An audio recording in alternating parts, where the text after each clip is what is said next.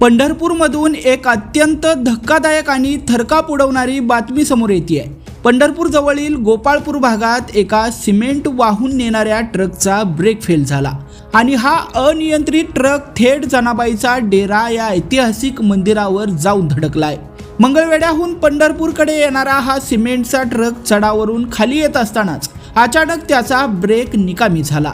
ट्रकचा वेग तुफान होता, मात्र अशाही परिस्थितीत ड्रायव्हर आणि क्लीनरने दाखवलेल्या प्रसंगावधानाने एक मोठा अनर्थ टळलाय। गाडीचा ब्रेक फेल झालाय, बाजूला व्हा असं ड्रायव्हर आणि क्लीनर चालत्या ट्रकमधून जोरजोरात ओरडून सांगत होते।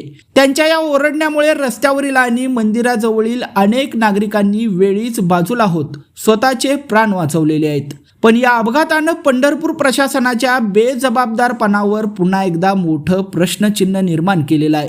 सध्या आषाढी वारीच्या पार्श्वभूमीवर पंढरपूर नगरपालिका आणि पोलीस प्रशासनाकडून शहरात अतिक्रमण हटाव मोहीम युद्ध पातळीवर सुरू आहे।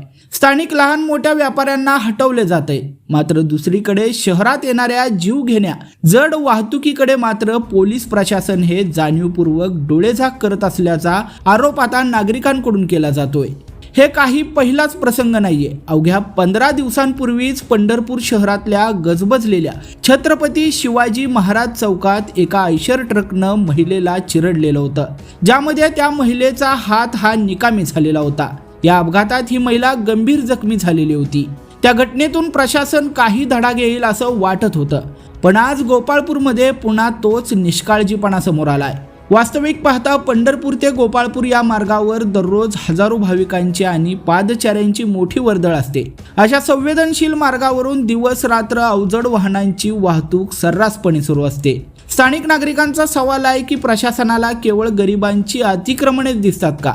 निष्पाप नागरिकांचे जीव घेणाऱ्या या जड वाहतुकीवर पोलीस प्रशासन कारवाई कधी करणार, की प्रशासन एखाद्या मोठ्या विनाशाची वाट पाहतंय? असा सवाल सध्या स्थानिक नागरिकातून विचारला जातोय।